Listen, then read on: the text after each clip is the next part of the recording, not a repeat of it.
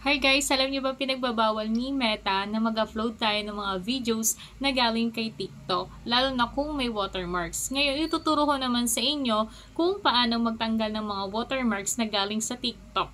First is, pumunta muna kayo sa inyong TikTok account and then pumili kayo kung ano yung mga i-upload nyong videos. And then, i-click nyo yung share button.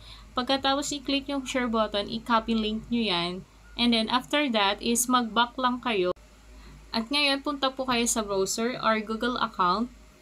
I-type nyo po yung snaptik.com. Pagka-click nyo po yung snaptik.com is i-copy link nyo po yung link na kinapi nyo po sa TikTok account. And after that, click download. And then, punta po kayo ngayon sa inyong Facebook account. And then, punta na po kayo sa inyong Reels na pwede nyo na po yan i-upload na wala na po siyang watermark. For more videos, please like and share these videos. Thank you and God bless!